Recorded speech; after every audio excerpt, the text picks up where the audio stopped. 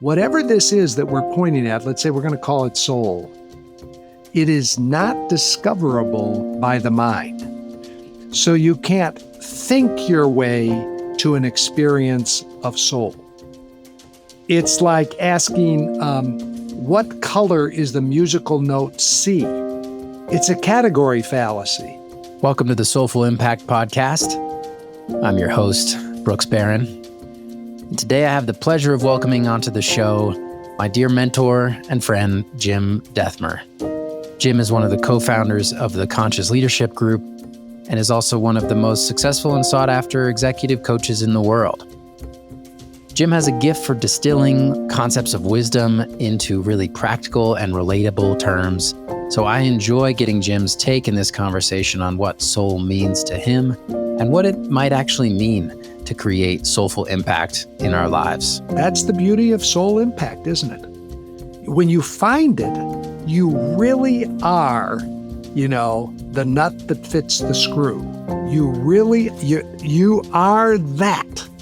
Your unique combination meets the world at its deepest need in a way that brings you joy and happiness. And for most of us, the world is willing to pay us for it. It all comes together that way. We dig into Jim's own journey and life story, including how he needed to let go of a prior life chapter as an evangelical minister and enter into an extended dark night of the soul before he was really able to fully come home to himself and begin to connect with and cultivate the phenomenal gifts that he now brings, what I would call his soulful impact, as a leader and a pioneer in the global consciousness movement. What if what life is up to is your highest good? What if what life is up to is helping you experience the deepest truth of what you are? What if what life is up to is helping you discover that which you seek you already have? Well, that's what we mean when we say life is for me. We don't mean that life wants me to have a better job. We mean that life is more concerned with us being free and fully alive apart from circumstance. Last but not least, this episode ends on a somewhat personally vulnerable and also uplifting note in which Jim lovingly supports and challenges me to own a certain aspect of my own soul's calling that prior to this conversation, I had still felt a little bit of trepidation around. So thank you, Jim. Without further ado, please enjoy this deeply soulful conversation with the one and only Jim Dethmer. Jim, hello. Welcome. Hello, Brooks. So excited to be here with you today. Thank you so much for making it work. And to start, I just want to acknowledge the fact that in this conversation, I feel I'm wearing a few different hats. I have the hat of a podcast host and interviewer on, and I also have the hat of student and mentee and perhaps even coachee. So I'm excited to explore with you, and I want to just give you permission to to take the lead if your intuition brings you there. For our listeners, Jim Dethmer has been and remains one of my most influential and treasured mentors. And I had the pleasure of training with Jim and his co-founder Diana through the Conscious Leadership Group coaches training. And yeah, as you'll see, Jim's work has had a large impact on me and is a big element of how Soulful Impact has come to be. So Jim, I've been talking about Soulful Impact and sort of describing it as this new definition of impact, this idea that to really achieve our greatest potential for impact, it's less about controlling ourselves in the world to be a certain way and more about actually taking a journey inward and finding a deeper truth within ourselves from which our natural, authentic, joyful service can come through. As you know, that idea is sort of harmonizes in a big way with the work that you do in terms of conscious leadership and the focus on what you call context over content. So perhaps to start, would you just take a moment to share just a little bit about the work that you do for anyone in the audience who doesn't know of you already, and what makes your work different than your average leadership coaching firm? Well, I'll talk about the model, the basic model, the frame that you and I have experienced together, that, as you said, we refer to it as context coaching. And we're distinguishing that from content coaching. Those two words, content and context, have very specific definitions in our world. Everybody's got a definition of those words, but they have a very specific definition. So content is just the stuff of one's life. It's the normal stuff of life. It's what if we were to go out and have a cup of tea together or a beer, and I said, "What's going on?" You would start to tell me about the content of your life.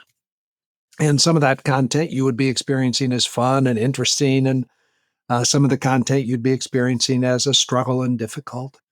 It's the who, what, where, when, why of your life, the normal stuff. When people go to a therapist or a coach, they're usually presenting a content issue, something about my relationship with my significant other or my kids, or something about my profession.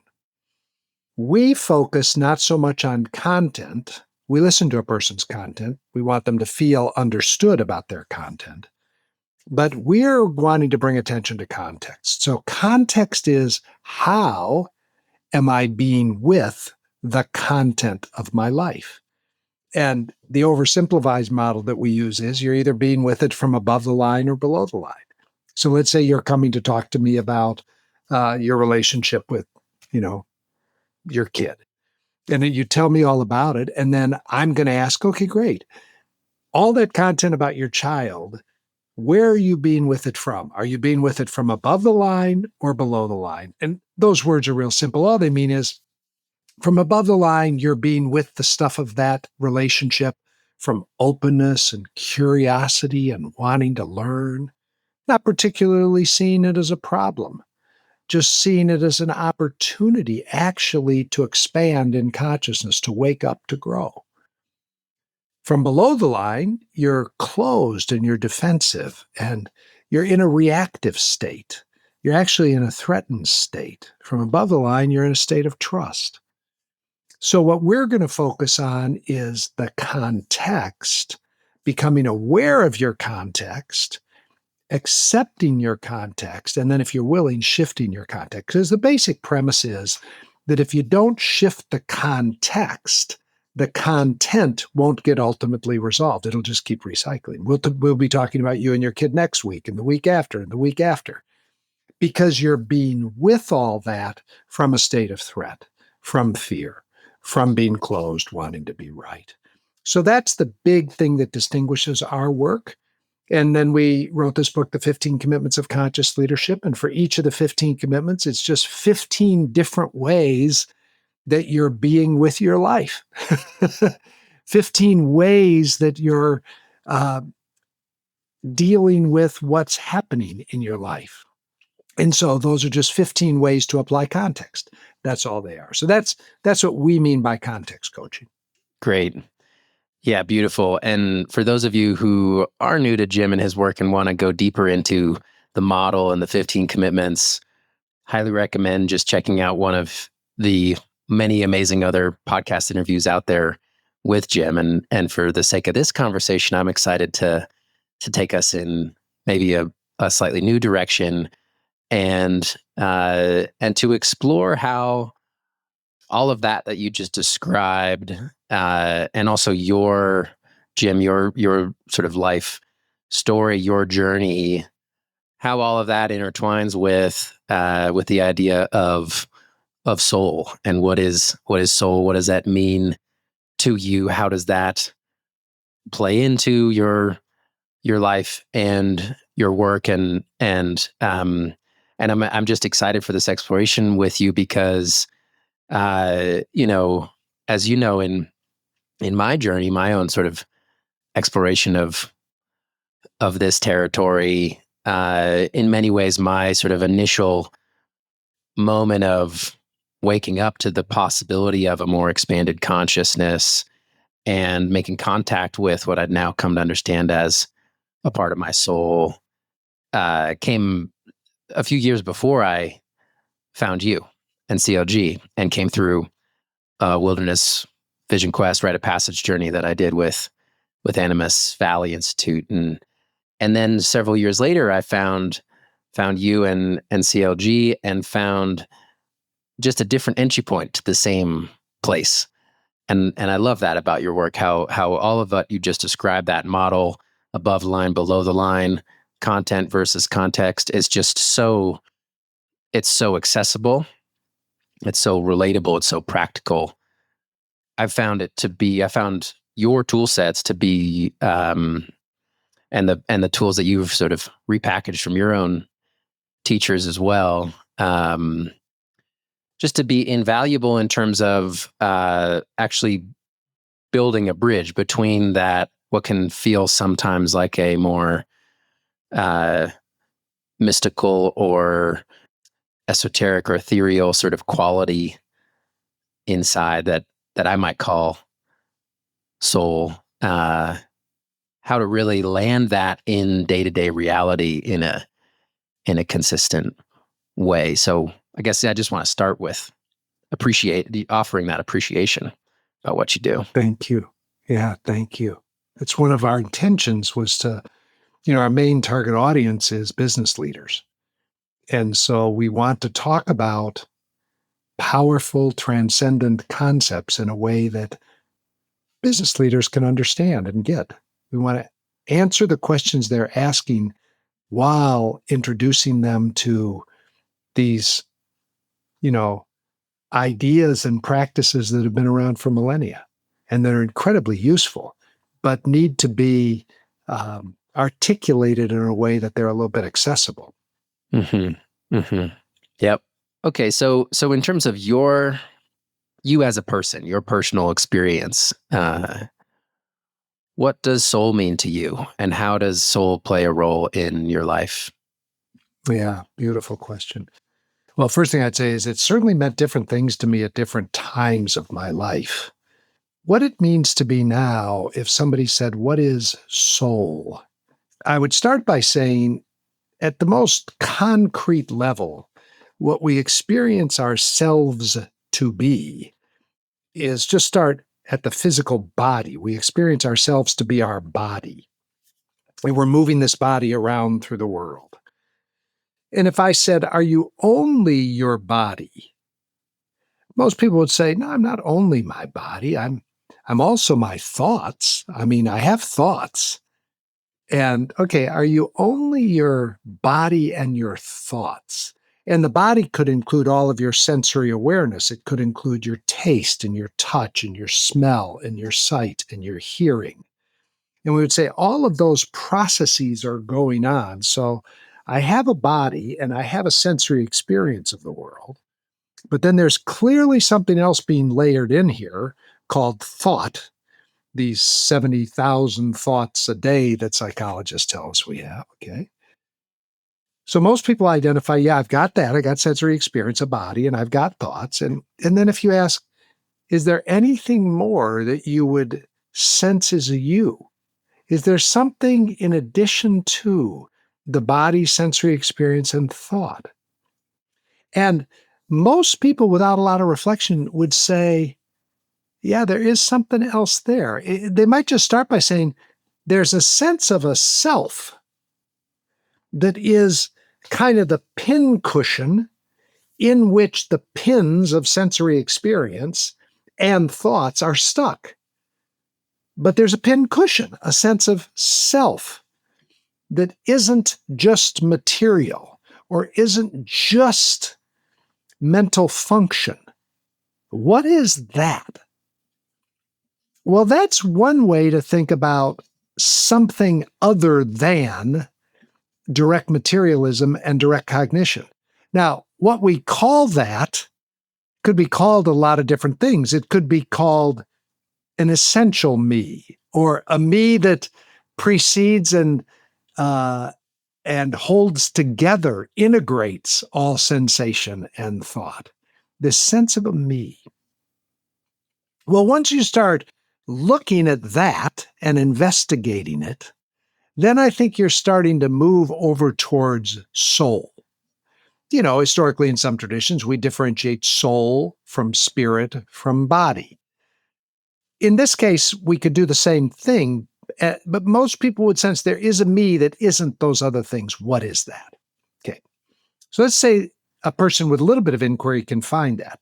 Then you want to start to ask, what is that unchangeable sense of self, that pincushion, up to?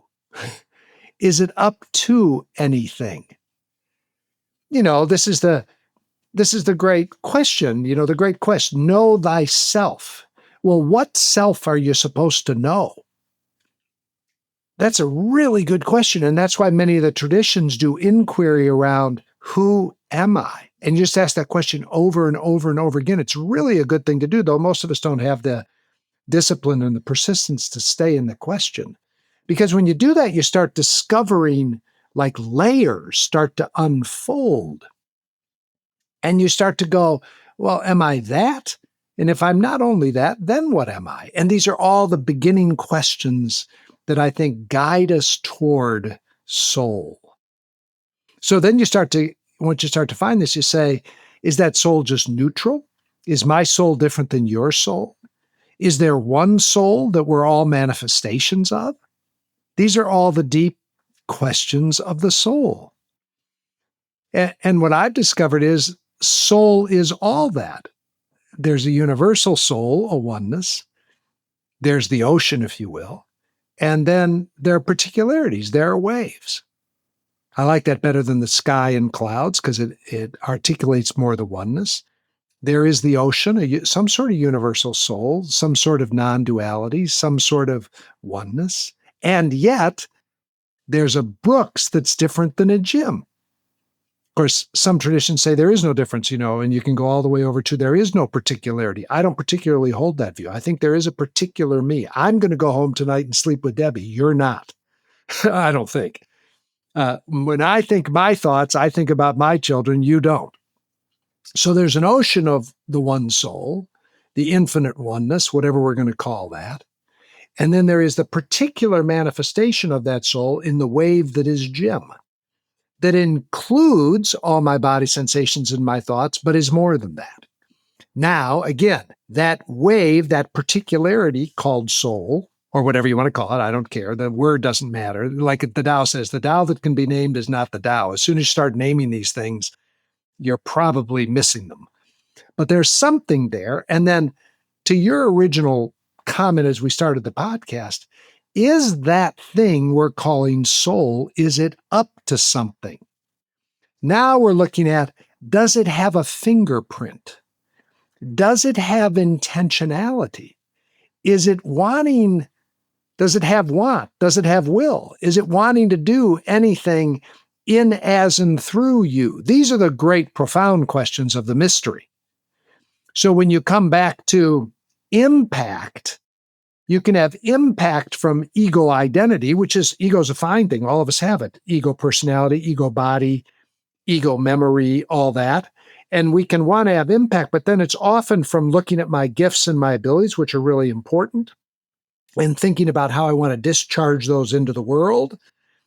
And the more free I get, the more able I am to have impact using those gifts and abilities. But then at some point, you kind of ask the question, does this other dimension, this ocean, this wave, is it up to anything and is it wanting to do anything in, as, and through me? So as you know, Brooks, we talk about through me leadership or as me leadership. Now we're getting over into the soul quadrant. Does this thing want to do anything? And how would I know what it wants to do? And how would I discern its intentions? And then how would I follow its lead if it has one? So these are the ways I would, different categories and words and terms I would use to begin to relate to the question of soul. Thank you so much. I just love all of that. And I'm appreciating the the orientation more around the questions than the answers, right? It can be so easy to want to grasp onto understanding or kind of but you, as you point out, that's one of the sneaky ways that we actually get ourselves trapped. I think it's the most sneaky way. I think in my experience, I'll just speak from my experience, whatever this is that we're pointing at, let's say we're going to call it soul, it is not discoverable by the mind. So you can't think your way to an experience of soul. It's like asking, what color is the musical note C? It's a category fallacy, right? And the mind can do lots of good things for us, but it can't discover the soul. Right. I couldn't agree more. And yet at the same time, it can be so helpful to ideas and concepts and labels and frameworks, right? The maps, right, that we make that point to the deeper truth, but are not the deeper truth themselves, are so helpful. And yeah, I was just, my mind was going earlier listening to you speak about soul. I was sort of remembering images from my childhood and this experience I had, especially while being out in nature, of both that sort of sense of oneness of like, there is an innate interconnectedness here that is so beautiful and profound, and I'm a part of it. I'm one with it, and yet I'm also separate and unique. And this sense that because I'm separate and unique, perhaps there's something particular that I'm here to do. Yeah. And at that time in my life, I didn't have a per se like any active spiritual practice. I might have identified as spiritual but not religious, but I didn't have any active engagement with kind of that realm. But there was that deeper knowing, and then certainly when it comes to soul, the body of work of Bill Plotkin and the Animas Valley Institute has helped me a lot, kind of just begin to make sense in some ways of start to find maybe some of my own answers to those questions you posed, or at least, answers that feel sufficient enough to continue the exploration while remembering it's ultimately a mystery that's not meant to be solved, but to be explored.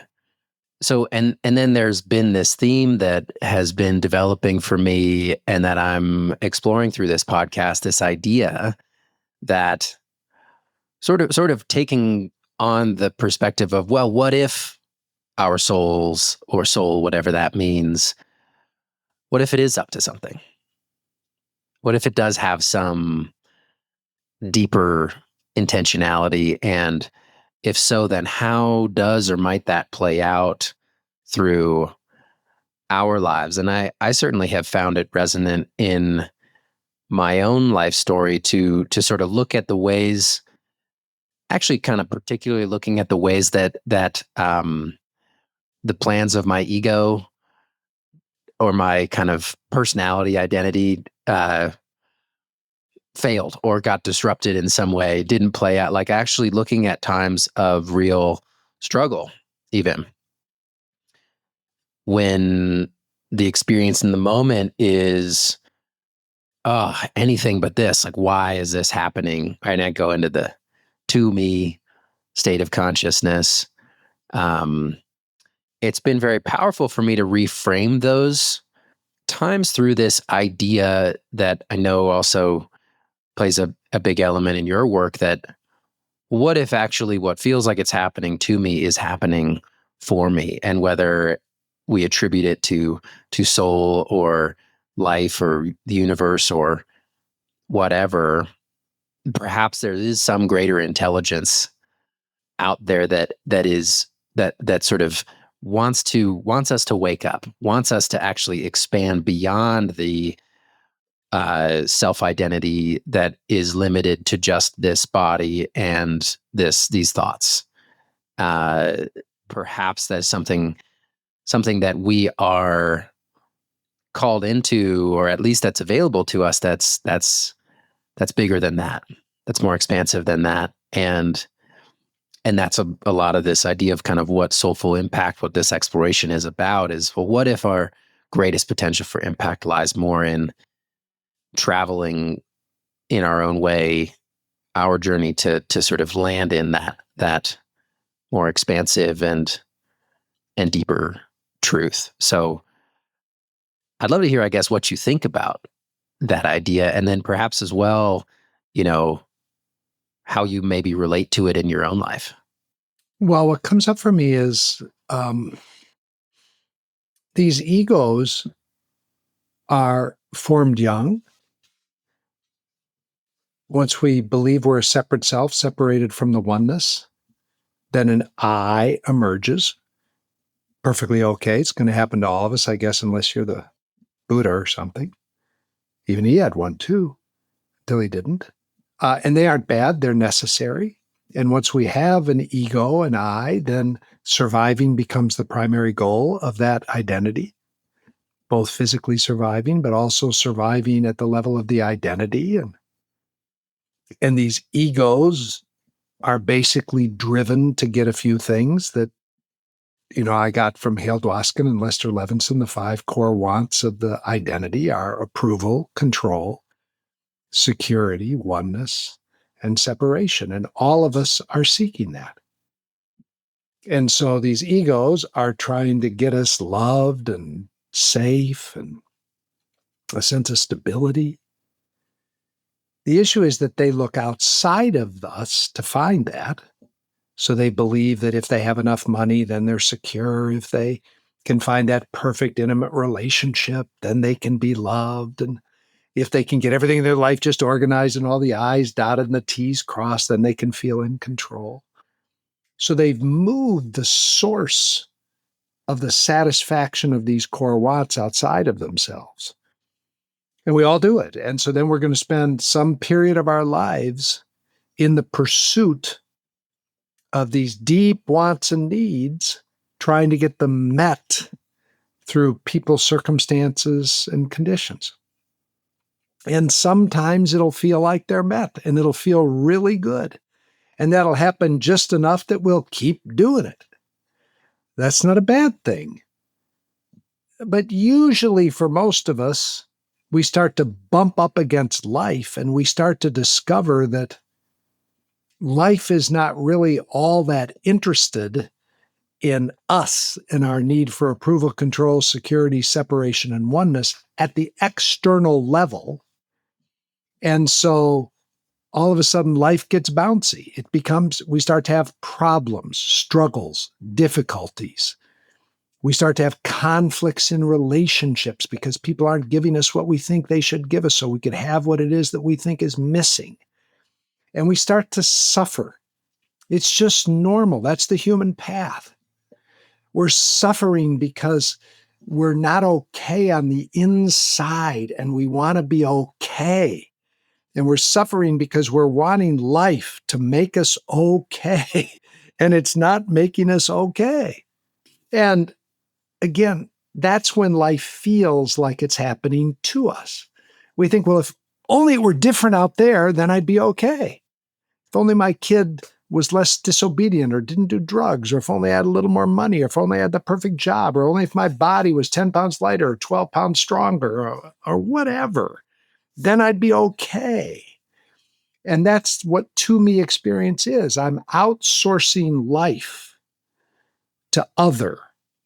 And then I'm at the effect of what life is and isn't giving me. It doesn't mean I'm having a bad day every day. I might be having a good day because that day life might be giving me what I think I want. It's 70 degrees and sunny and my body feels good. And I just broke par on the golf course and I had an investment that really went up today and made passionate, sweet love to my beloved. Okay, great. So now life's working. But it's only working because the circumstances are working, and tomorrow it's going to suck again. So that's what it means to be to me. And then for some people, someplace along the way, they go, there might be another way to play the game. There might be another way to get those core needs for approval, control, security, oneness, and separation met. There might be another way. And of course, when you have that thought, you've become a seeker and you've started on the great paths. And of course, all the great paths, though very different in many ways, point to the same thing, which is ultimately that which you seek, you already are. And of course, when you first hear that, you think bullshit. But on the path, you'll just get reminded of that over and over again. There's no place to go to get what you already have, and there's nothing to do to become what you already are. And you're just going to get met with that over and over again. The thing which you seek is already here. Well, once you start to open to that game, life becomes very different. And then you're available to what you pointed at before, which is, what if I'm not at the effect of life?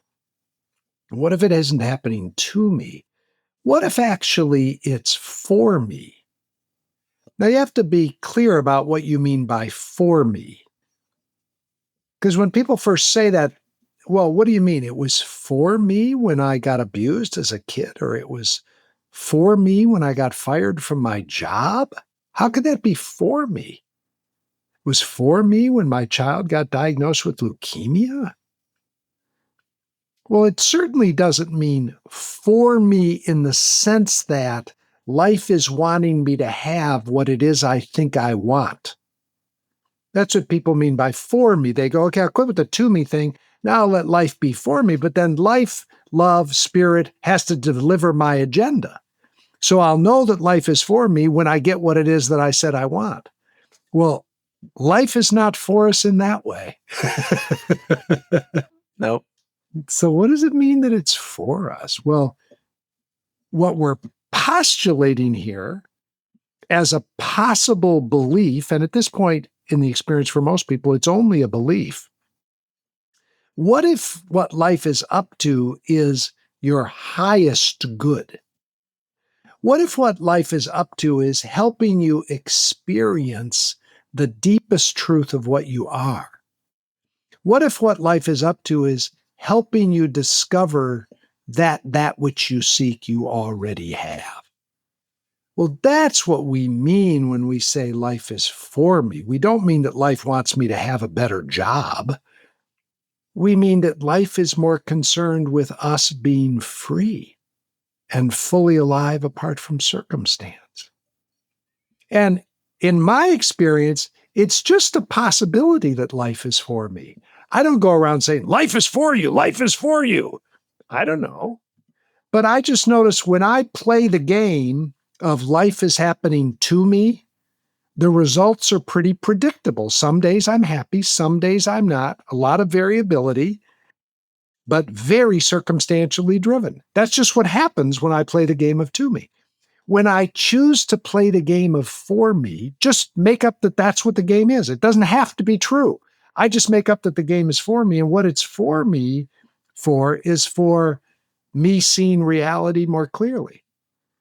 I just find that game, more enjoyable, and it produces better results if the results that I'm looking for are peace and equanimity, freedom, and love.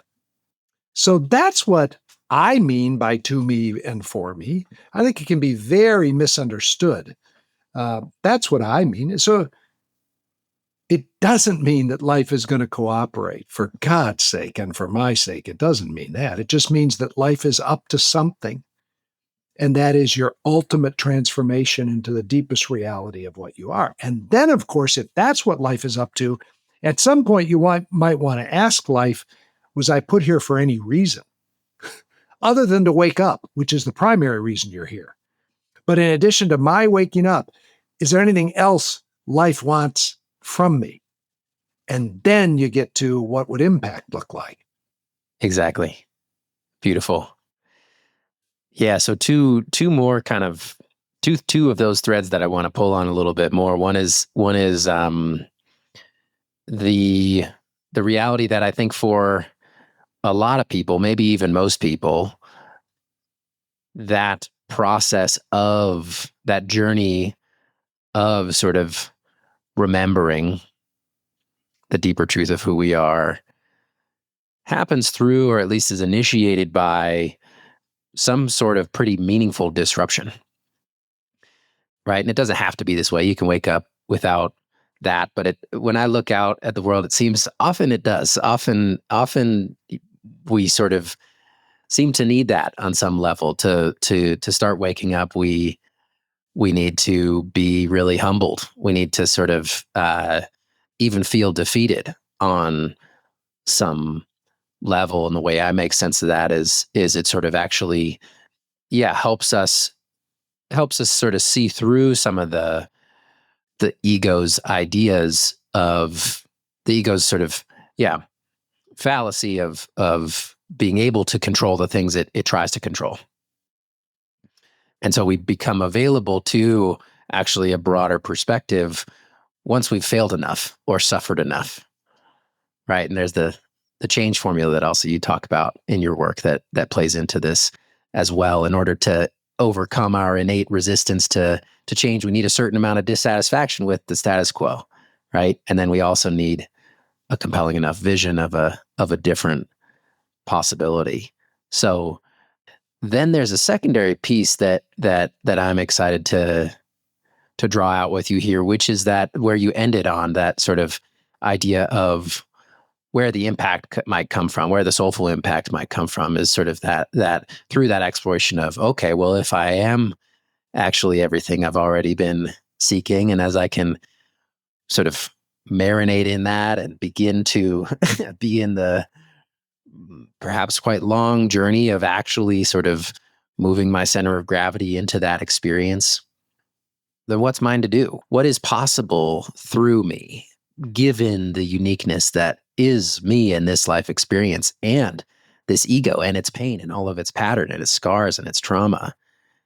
And there's something really that feels to me incredibly beautiful and profound that I observe in my work with people and in my own journey, that it's actually quite often the case that it's through our deepest vulnerability, through our experiences of suffering and struggle and pain, that actually, because those are experiences that are unique to us, right? They're unique to our particular life circumstances and personality. Therefore, they also have a way of sort of guiding us or dropping some breadcrumbs to lead us into the possibility of actually what's uniquely ours to give. And how sometimes it can play out is that essentially we all just sort of need to ultimately be in charge of our own healing. And it's through that journey of healing ourselves that we collect the gems that are a unique group of gems that's particular to us, that then we can then give in a way that is also particular and unique to us. Does that resonate with you? Do you see what I'm pointing at there? Sure. Yeah. I think it would be a very unique person who doesn't experience suffering and pain as the catalyst for change.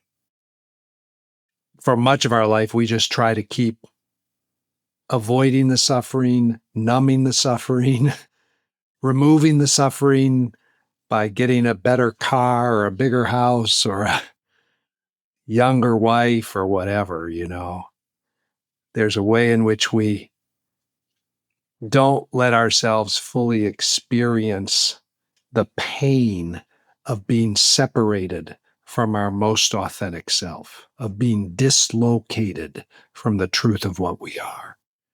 And then for most people, there comes a time when you can't run from the suffering anymore. It feels that way. And then people have an opportunity. Some people just double down on all their strategies for handling their limitations up to that point. And then maybe in life they get another chance and another chance. And maybe the last chance comes when you're breathing your last breath.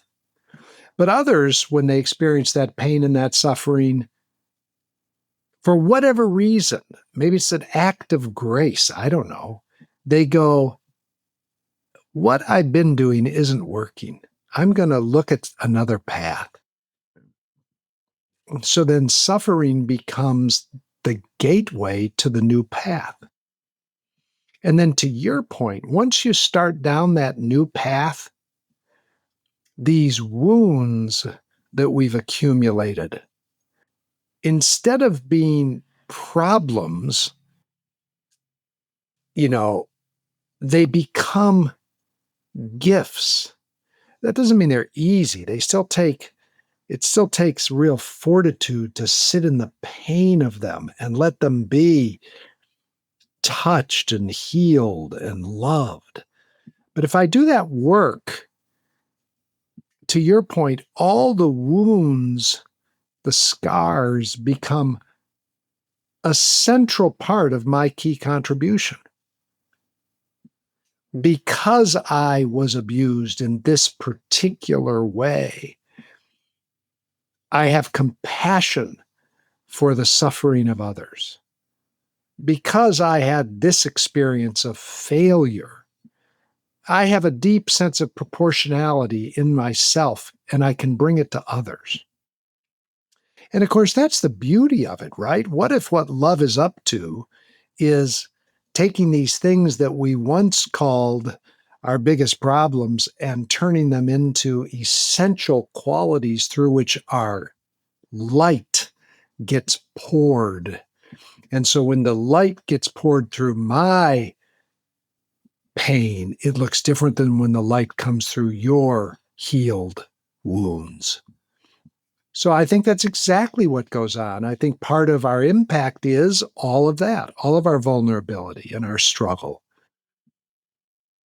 And it's also part of our deep longing and our essential light and our vision that is unique to us. And so it's all that comes together in some sort of beautiful synergy, some sort of magnificent dance to make you, you, and creates your impact being your impact. Yeah. Would you tell us a little bit about how you see all of that having played out in your own life? Sure. Well, if I look at my life, I say there's kind of the first 40 years of my life, and I'm 71. The first 40 years of my life, I was just doing what human beings do. I was just simply trying to get those basic needs met: approval, control, security, oneness, uniqueness, separation, the best way I knew how. So I was just up to it. And I have a personality structure like we all do, and my personality structure oriented to the world a certain way, and it thought it could get its needs met a certain way. And then for a big period of my life, from 15 to 40, the particular direction that I went to try to get those needs met was into organized Christianity, evangelical Christianity, which is a particular flavor, and into the church. And of course, when you talk about the church or Christianity or anything that's related to religion, everybody's experience of it is totally unique to them. So my experience just happened to be my unique flavor of it. And I devoted my life to knowing God as I understood him, and it was a him, through the Bible.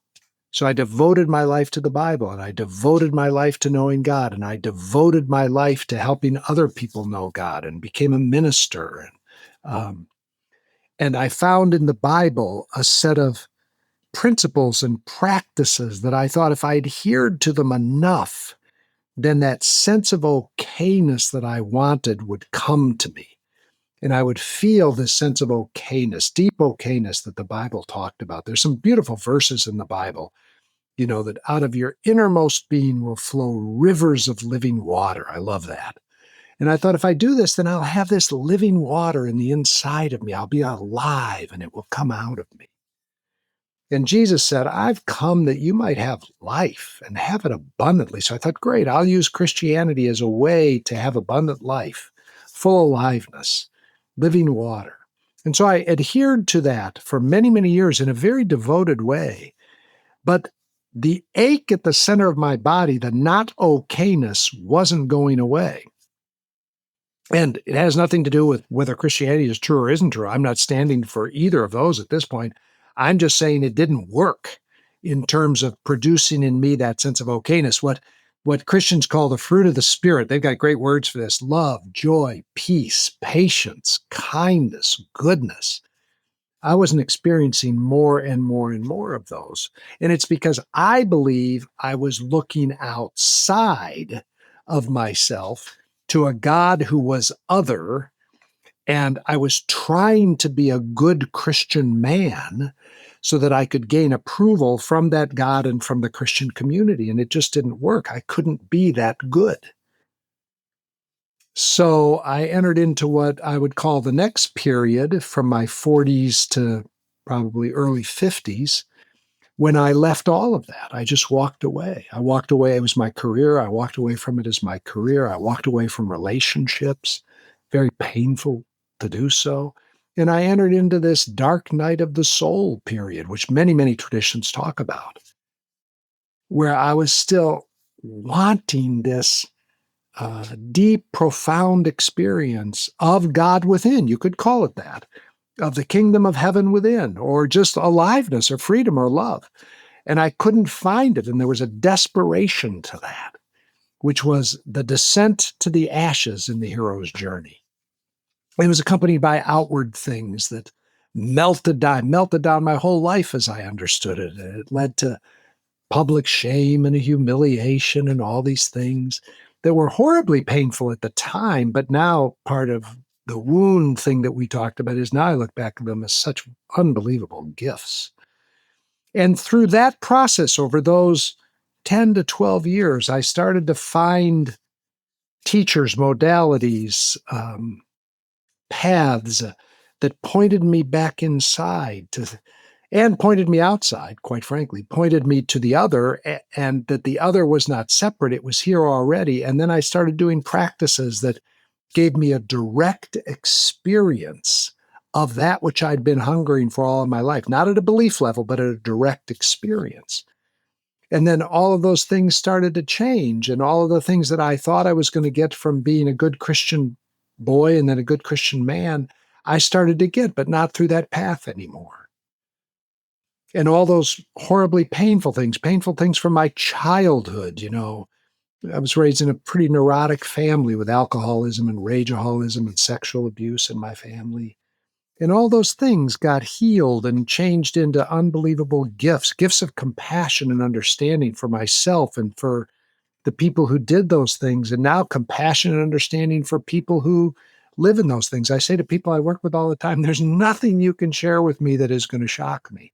And there's nothing you can share with me that if I'm in a place of presence won't be met with love and acceptance. There's no emotion you can feel that I haven't felt and gone all the way into, including despair and depression. All those were the gift of the journey. Yeah. How those wounds turned into the gifts. Yeah. Yeah. Beautiful. I love that. Because, when I think of you, Jim, and when I talk about you with other folks who know you and have worked with you, there's this, there's this just pretty universal experience of you as just like holding this incredible field of acceptance and love.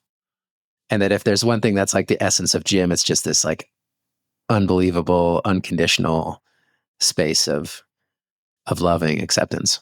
Yeah, because I have fallen into that so many times. I've fallen back into the arms of love so many times in my journey that I actually fundamentally trust as an experience that it's always here. So it's not like Jim's personal acceptance. There's probably some of that in my personality naturally, but that's not what we're talking about here. We're talking about I just rest back into the love that is always here for all of us. It's nothing I have to work hard to do. It just always is. And you've come to know it by virtue of actually all of this pain. Yes, of course. Of course. Pain and practice, because there are people who, you know what I mean, who aren't short of pain, but they're just in their pain body, as Eckhart told it. They're just in their pain. They never did any of the work to start to question their stories about their pain, right? What you've done and what I've done is we didn't just allow the pain and sit in the pain. We actually did the work to process the pain, both in our bodies and in our hearts, and with our minds and in our soul. Just being in pain alone doesn't do it. No, it's such a good point. Yeah, I appreciate you naming that. There's a key other side of that equation. Yeah, well, look at your own life. I mean, you've done so much work, and it's work. I love that Byron Katie calls her stuff the work. It's called the work because it is work. I mean, and sometimes we don't talk enough about that, right? You got to get your butt out of bed and go do it. You got to get up from wallowing in your self-pity and go do the work. Sometimes we don't say enough about that, Couldn't agree more. And so another dimension is that I find interesting in your story is, from what I understand, I think you, not only were you a minister, but I imagine it probably felt to you at the time, or a certain part of your ego, that you became very successful at it. Am I right about that? I mean, you were a minister at a very large church, like I imagine speaking in front of big audiences, and I imagine to a certain part of you maybe kind of felt like I made it. Sure, yeah. So, my ego drive used the Christian church, and it happened to harmonize quite well with my gifts, my gifts of speaking and clarity and leadership and all that. It was a perfect harmonization that allowed me at the age of 40 to be speaking to tens of thousands of people and to be, to have, some amount of reputation around the world. And so there was a way in which my ego's need for approval, wanting to be liked, loved. You walk on a stage in front of 5,000 people and they want to listen to what you say. That's a nice big jolt to one's ego. It was to mine. And there was a sense of safety and security. I had a good, stable job and stable communities. And so all that was the manifestation of how this ego identity wanted to secure itself. And that was great. And I'm so thankful for all that. And it was a lot of fun for a lot of time. And there was a lot of suffering too, because all those things were never put here to give my ego satisfaction. That's not the reason those things were ultimately here. So that's why I said they had to melt down. I had to leave the adulation, to the degree there was some, of people and find the emptiness of my own interior space. It's so easy to fill the interior space with things that give you a pseudo sense of okayness, but you never really face the fundamental sense of abandonment or not okayness that's on the inside. I had to leave all that to go walk into that darkness, which is true of many people. Most of us have to leave something that we've constructed. Mine had a particular thing, but we've all constructed something that usually requires us to leave it behind to go do the journey. Yeah. Yeah. And that takes a certain amount of dissatisfaction or pain or suffering to be motivated to do it. It also takes a certain amount of courage. I mean, it's a lot to walk away from. You spent so many years of your life constructing this reality that you thought was going to give you what you want. That's, it's no small thing to let go of. It's interesting, that courage piece, Brooks, because people say that to me and they say it to each other.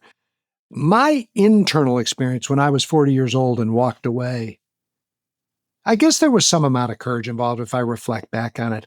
But it felt much more like I couldn't keep going. It's not like I had an option to keep going. It didn't feel like I had an option. I couldn't do it another day. Still, I imagine there was some courage involved, but it was more like I cannot not leave and find the new path. And that's what I hear a lot of people say. It's more like that when you get to, a quality of desperation that finally catches up with you. Yeah. Yeah. As I look back at my own experience, I would say the same. Wouldn't you? Yeah. Yeah. Much more just enough desperation and being at the end of my rope that there felt like there was no other choice but to let go and really start anew. Yeah. Yeah. Thank goodness for that. Thank goodness. Yeah, no kidding. At some point, your ego couldn't defend itself anymore. That's nice. Finally, it lays down its sword. It can't defend itself. Some people that happens in an instant. Like Eckhart Tolle talks about that realization happening in an instant. Byron Katie talks about that. But for many of us, that exhaustion, depletion, and desperation accumulates over time until finally there's a moment. It's slow until it isn't. And then you just can't do it anymore. Mm-hmm. So how does that play out, or how do you observe that playing out with the leaders who you have coached over the years or supported over the years, who many of whom are incredibly successful, and yet I imagine, in their work that they're doing with you, there is probably something that's no longer working. Yeah, I don't work with anybody for whom it's still working. I just say, great, go get them. If it ever stops working, give me a call. Because we have to define what we mean by working, right? I mean, it's working in that they're making enough money and they have enough power and they have enough sex and they have enough safety and they have enough fame. It's working. But that's not the level of the work that I do in the world. I say to people all the time, if you just want more of that, I'm the worst person you could pick to be your coach. But usually by the time somebody comes to me, there are cracks in that. They realize that literally one more zero isn't going to make any difference on their net worth, or one more accolade, or one more. They started to feel that. Doesn't mean they've changed yet. They're starting to feel that. So they have that pain, that suffering, that dissatisfaction that we talk about. And then second, they need to have a vision for there might be something else that they're willing to start to risk something for. Because I don't work with people who just want my work with them to be an add-on to their life. They need to be far enough that they're going, there needs to be another path here, and I need to start to find what the other path is. So those are the people that I tend to come alongside of. And what I do is I just help them clarify the vision of what the possible future could be for them, what their soul's path could actually look like. And I invite them to feel their pain. I don't do anything to blunt or anesthetize their pain. If anything, I want them to feel more of their pain, because pain is the fuel for transformation once they have a vision. Pain pushes us until a vision pulls us. I like that. Yeah, and then I just come alongside them and walk next to them and extend reflection as much as I can about what I see, and extend loads and loads of loving kindness and acceptance, along with some real pressure to wake the fuck up. It's both. I love it. And I just totally am so seeing how you're the perfect guide for all of that based on your own journey. Yeah, exactly. Yeah, that's the beauty of soul impact, isn't it? When you find it, you really are, the nut that fits the screw. You are that. Your unique combination meets the world at its deepest need in a way that brings you joy and happiness. And for most of us, the world is willing to pay us for it. That's really, it all comes together that way. Some of us don't need to get paid for it, or we want to take the path of the monk or mystic or something like that. But for most of us, it's your genius, your deep, soul's imprint, combined with your love of doing it, combined with the world's deepest need, all comes together. And then we call that soul impact. By the way, that usually takes a little while for all that to come together. Yeah, indeed. It's a beautiful, delicious experience, isn't it? It is. So maybe one more topic to dig into together here today before we start to wrap up.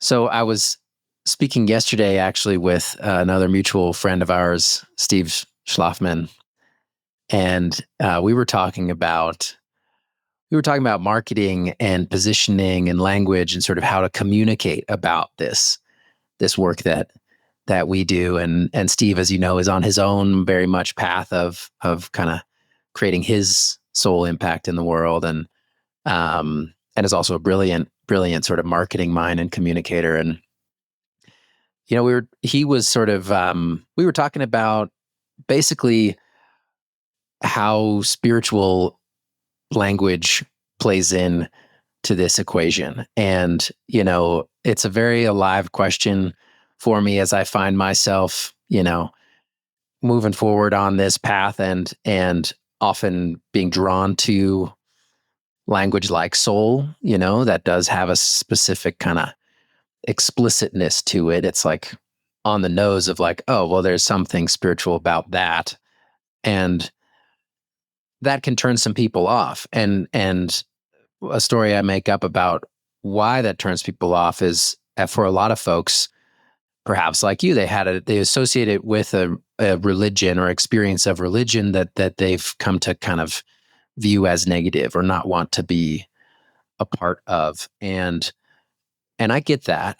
And then I look out at the world and our culture today, and I can't help but sense that, well, there's some healing to do there. There's sort of some reconciliation that's wanting to happen with our relationship to religion and God and spirit and Jesus and all of it. And like it or not, in our culture is just so deeply influenced by Christianity and the Judeo-Christian myths. I was recently listening to Adyashanti share about what he calls the core wound of unworthiness, and the observation he makes that the vast majority of people in Western culture hold on some level a sense of inner unworthiness and shame. And he makes the case that that's connected to our kind of founding cultural myths of, Adam and Eve and the fall from grace and original sin, or called different names, in different traditions. But this idea that we were sort of rejected by nature, we fucked up, and now we're paying the price for it. Of course, that plays in on some level of our consciousness, even if you don't identify at all with or outright reject sort of those traditions in your life. Of course, it still operates on some level, this idea that we are fundamentally flawed or broken. And if there's one thing that I, hope or aspire to offer through my work and through Soulful Impact, it's to provide an avenue for people who are ready to reconcile that wounding and that story within themselves to do so. And so in some way, I wonder if it's like there's a certain level of the healing that can only be done through talking about it explicitly.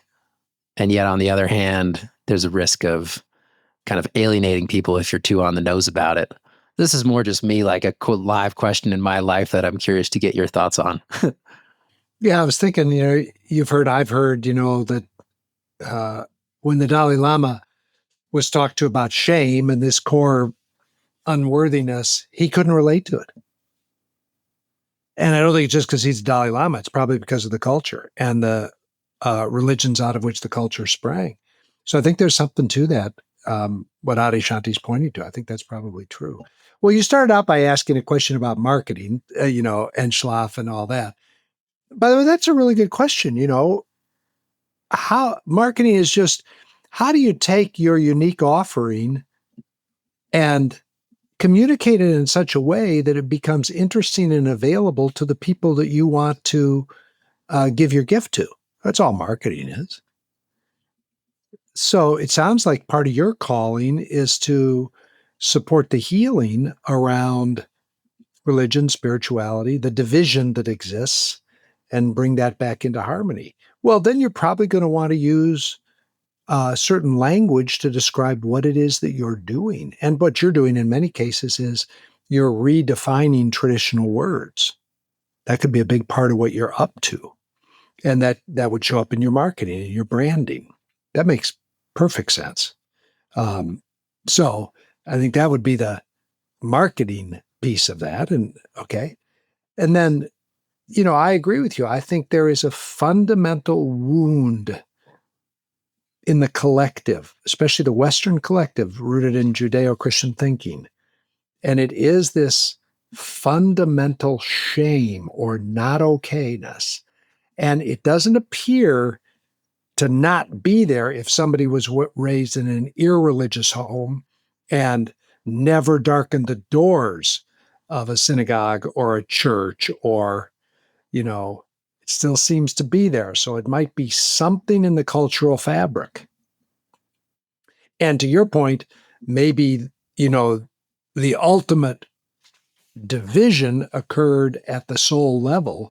And so the language of soul and spirit and divine and divinity and God need to be part of the reconciling force that brings it all back together. That's beautiful. Makes sense to me. That hasn't been necessarily part of my calling. I use words like that, but I don't feel called to reintegrate those. But it seems like it might very likely be part of your calling. Yeah. When I'm really present and honest with myself, that feels clear. And it's a scary thing for me to own. Right. And that also indicates to me that there's something true there. Well, and I honor your scare. Things have changed in my mind. Wow. Now compared to 20 years ago, compared to 40 years ago, I think it's a much friendlier world to talk about soul and spirit. Just seems like, I think people are experiencing the bankruptcy of materialism. And so if it's not the material, what is it? And what are you going to call it? So I think the world is opening to you, my friend. Thank you. I like the sound of that. And I think so too. I'm aligned with that, and I also, another piece of that for me, as you know, is just the magic and medicine of Mother Nature, and the way in which I've experienced that so clearly in my own journey of how powerful that's been to heal my own inner sense of unworthiness or not belonging, is just going deep into nature and realizing kind of how silly those ideas are. Like, of course I belong because I'm part of this spectacular whole. Yeah, it's so good. Yeah, nature's a healing agent for me too, maybe my primary healing agent as well. Both reminds me that I belong, and in a beautiful way tells me whether or not I belong is somewhat irrelevant.